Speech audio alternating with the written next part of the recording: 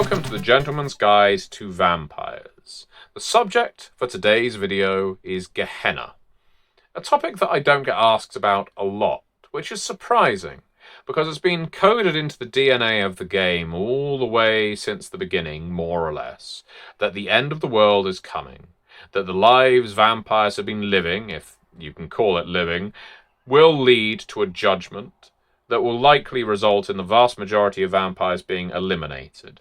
And so it was that in the early 2000s that we had a Gehenna sourcebook and a Gehenna novel, and the end of the Vampire the Masquerade line, as far as Revised Edition was concerned.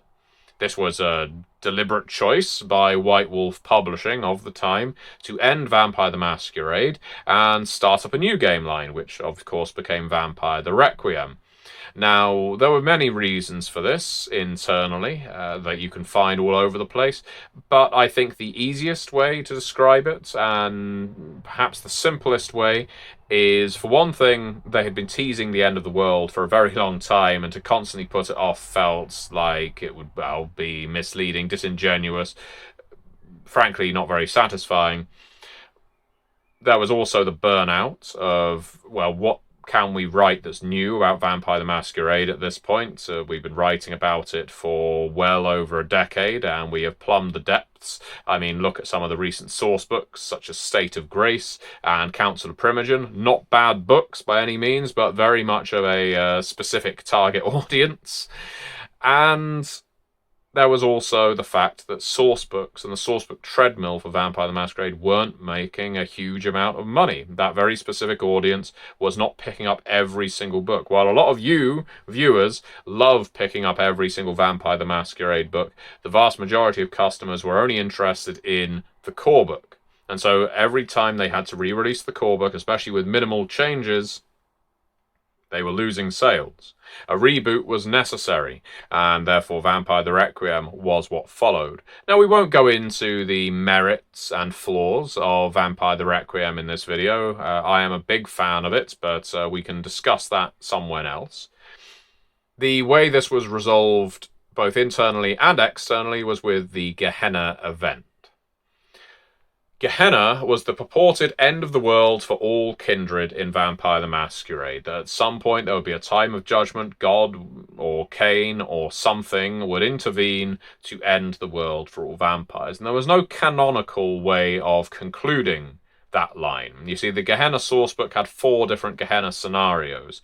Vast majority of vampire players never ever played them, because to play them and truly draw satisfaction from them, you needed to have built up a long chronicle that led to them, and not everyone was that interested in Gehenna from a gameplay standpoint. Most people who were playing Vampire the Masquerade were playing the usual internal court politics of a Camarilla or Anarch or Sabbat game.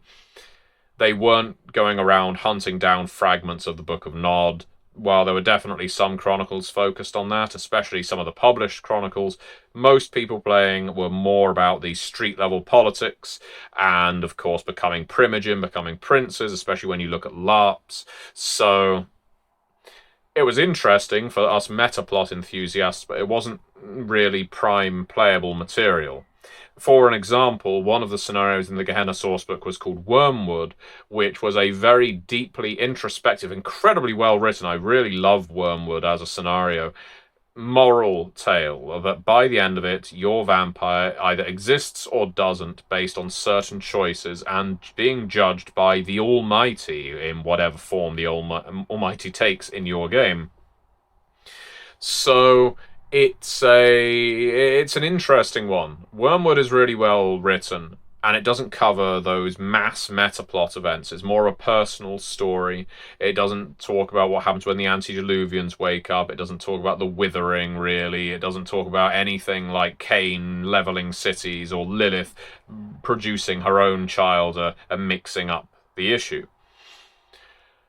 But the other scenarios do that to varying degrees until you get all the way to the last one, which is a huge apocalyptic event where where the antediluvians have gone hog wild on the world. Set is an antagonist in pretty much, well, not all of them, but Set does not come across as a terribly sympathetic antediluvian, it has to be said, which I think is understandable. Now, just to mix things up, you have the Gehenna novel, which isn't really in conflict with the source book, but nor does it play off of any of the scenarios in particular. You could say it either takes a bit from everything, or it has its own idea. It focuses primarily on the withering. This idea that the elder vampires are getting weaker and weaker and weaker, and the only way they can sustain their power is by diablerizing the younger kindred. The younger kindred, in turn, discover that they need to start fighting against their elders, just as the Sabbat have always said, except the Sabbat is now in ruins. The Tzimisce and the Tremere have both imploded as clans. I mean, physically, they have Titan submersibled because of various infections in the blood. Yep, that's right. They went with the idea of the Tzimisce antediluvian being an infection through every single one of its offspring in the Gehenna novel, which I, again, really enjoy. I think it's a great novel with Beckett as the protagonist, wandering around with Lucita and what may be the wraith of Anatole. Now, that story ends. I'm not going to spoil everything. It has a lot of the heavy hitters from the Vampire the Masquerade metaplot, and by the end of it, Gehenna has basically promised that vampire society will never be the same. It's quite likely vampires of any strength will have been destroyed, and we don't know when the withering is going to end, if it will affect every single kindred, no matter how young, how thin their blood happens to be. Beckett, our protagonist, sinks into the earth to discover what happens if he ever wakes up again at some point in the future. So Gehenna occurs, whether this is divine intervention, whether it's nature sorting itself out. Let's be clear, it's pretty much divine intervention.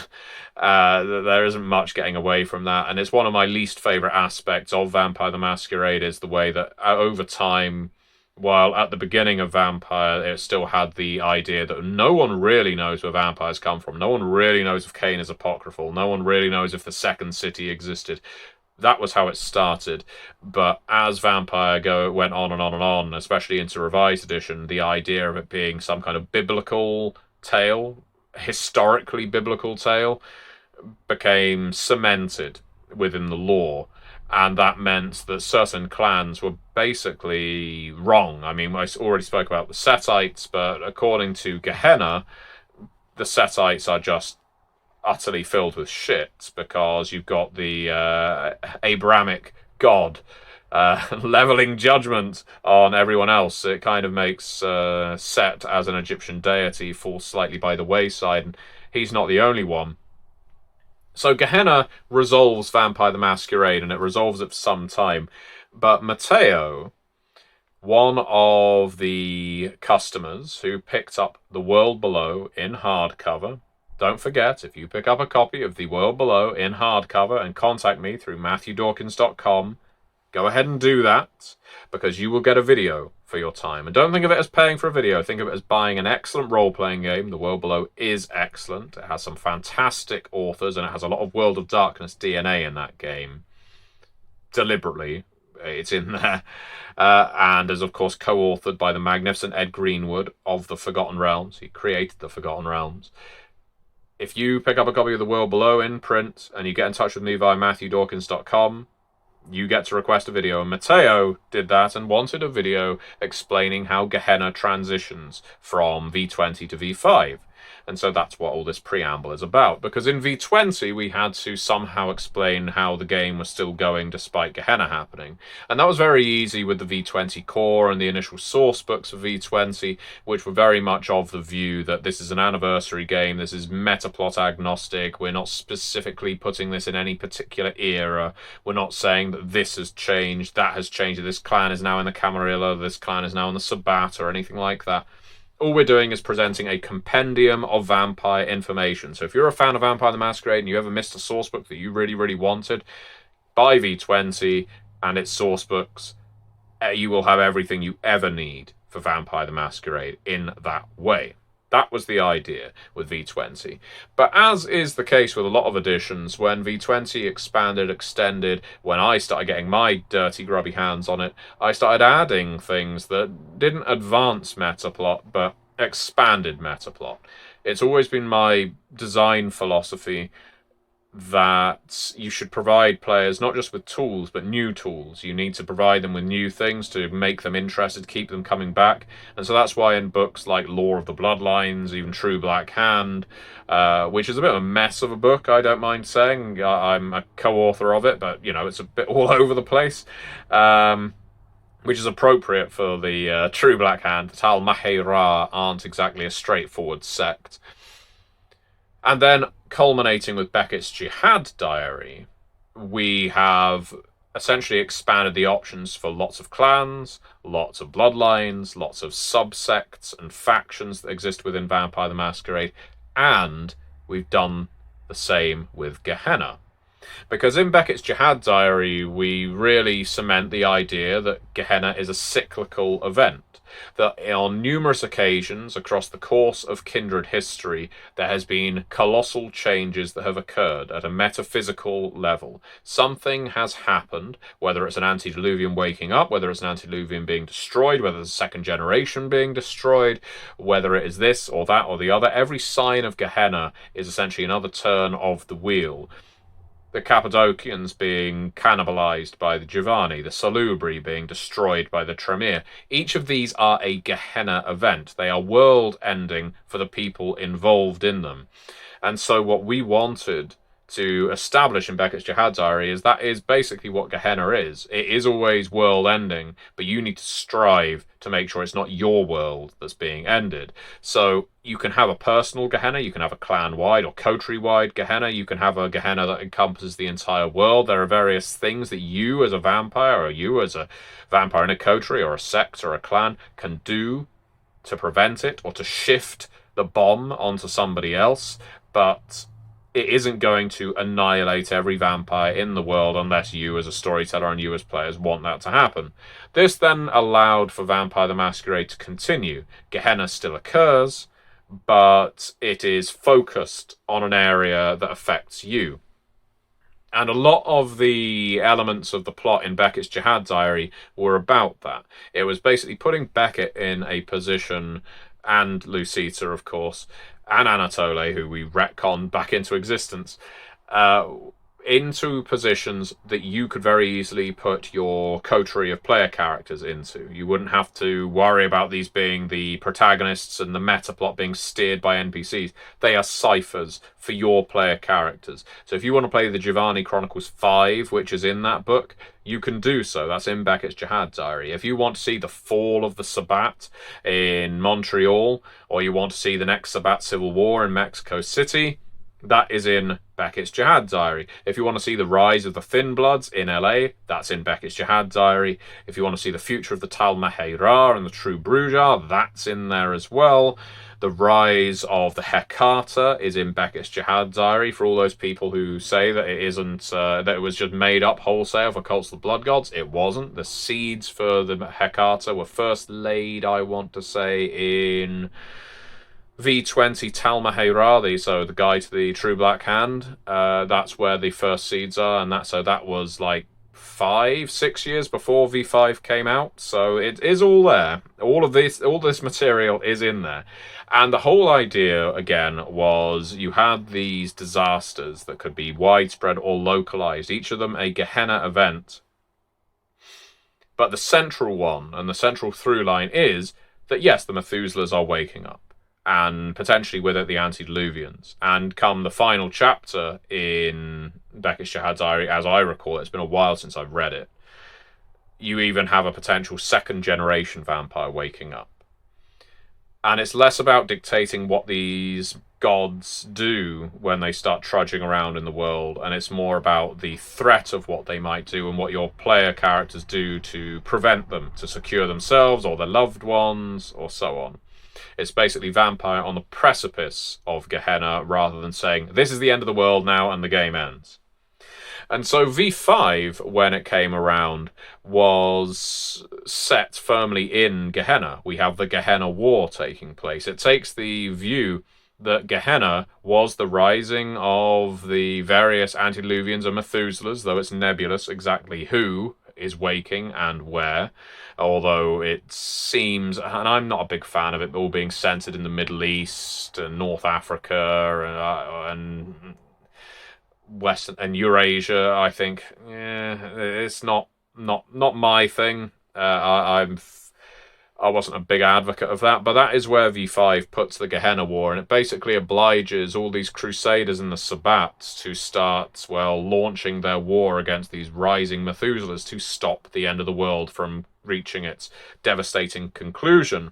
Unfortunately, the Sabbat find themselves being thrown into the fangs of very, very powerful vampires who are loving this indulgence in vitae that's basically being served up to them. And where the Sabbat are victorious, they are consuming the heart, blood, and souls of vastly powerful Methuselahs and becoming just as corrupt and debased as the creatures they're eating. Such is the curse of Diablerie. It's been a situation in the game since 2nd edition, I want to say, with Monty Coven's Diablerie of Mithras, which is in World of Darkness 2nd edition, where you can see that, yep, diablerizing a very powerful vampire just results in that vampire living on in you and ultimately taking over you. So the Gehenna event in V5, at least as it's portrayed in the core, is localized, albeit to a pretty broad damn area in the Middle East, and given the cover of the various conflicts that occurred in the Middle East and are occurring in the Middle East in the real world. Again, not a fan of that myself, but that's the way it is positioned. For my money, if you want to go for that Gehenna event, you can basically have Methuselahs waking up all over the damn place. I get that this Gehenna War is a way of tying in the beckoning, because you have this idea of elders leaving cities and migrating to their masters to either serve themselves up as platters or to work as slaves and servants for their antediluvians. So it's a way of clearing the boards and putting the power back in the hands of young kindred. That it makes sense to me, but it also implies that games aren't ever set in the Middle East or North Africa, because they're not going to be migrating away if that's where everyone's waking up. It's a short-sighted decision. I would do it that Methuselahs and antediluvians are waking up all over the world, and yes, while there is potentially a migration if you want to include the beckoning, and as I've spoken about the beckoning before, that can result in some very interesting sessions where a new Methuselah shows up in your domain, causing merry hell just passing through on the way to their antediluvian. The beckoning can be a very terrifying event, not just a, this is how the court is now emptied of powerful vampires. The one thing Gehenna isn't in V5, I would suggest, is a looming threat for the average vampire. Your average 13th generation kindred is not going to know a damn thing about what's going on if it's all taking place in one part of the world that's being reported on as something else. Gehenna in V5 is, I think, at a more local level, the Second Inquisition, and that is one of those interesting things that you can do with Gehenna. While V20 to V5 centers it mostly as the waking up of Methuselahs, much as was going on in the Gehenna sourcebook in some of the scenarios, I think you can look at the 2nd edition as a different side of Gehenna, because the Inquisition was one of the signs of Gehenna in the previous editions, in Transylvania Chronicles, I want to say, so why not the 2nd edition as well? The rising of the children of Seth to eliminate the children of Cain, and so on and so forth. So, and that's Seth, not Set. Read your Book of Nod. So, you can make Gehenna, and I would suggest you do whatever it needs to be for your group.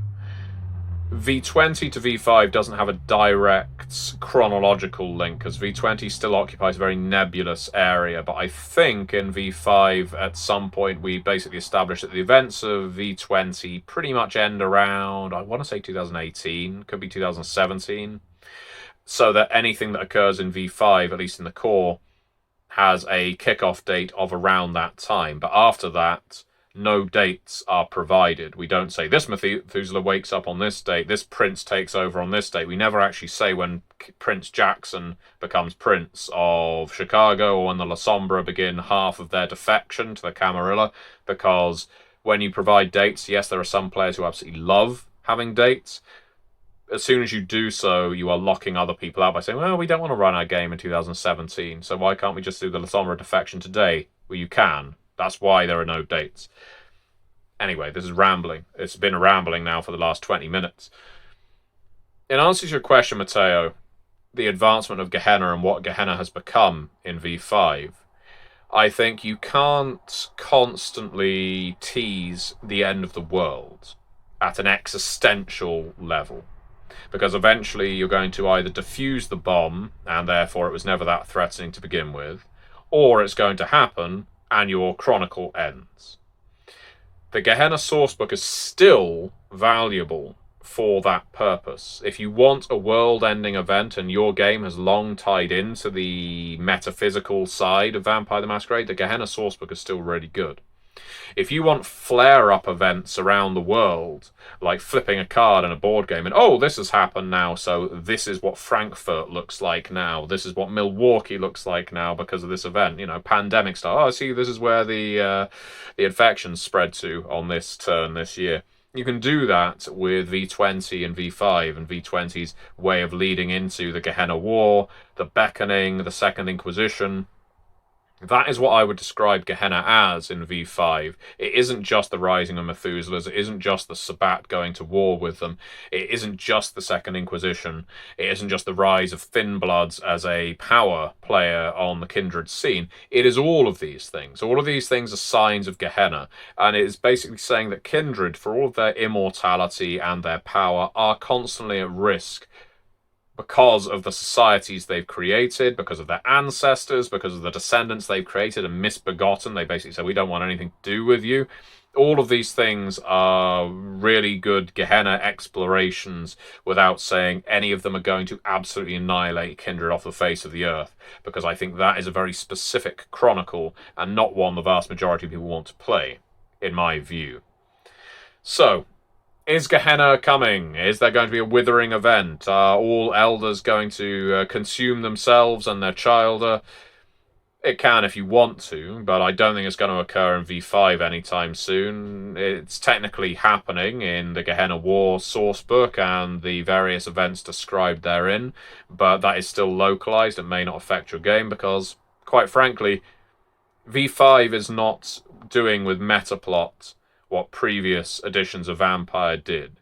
It isn't moving it along and having the tacit expectation that you, as players, have to move along with it. It's presenting scenarios that you can choose to use, or you can just defer to the core book and keep using the material in there, forget about everything else.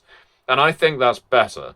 There are certain things I love about V20, there's things I love about V5, there's things I love about Revised Edition, and even more than that, there's things I love about Dark Ages, and I'm always going to pick and choose the bits I want and bits I don't. And I think one of the strongest assets of V5 is its openness. There are a lot of people who love buying RPGs so they can follow along with the source books as the meta plot advances. It's what used to happen in the Forgotten Realms, it happened in Shadowrun, happened in Legend of the Five Rings, it happened in Vampire the Masquerade.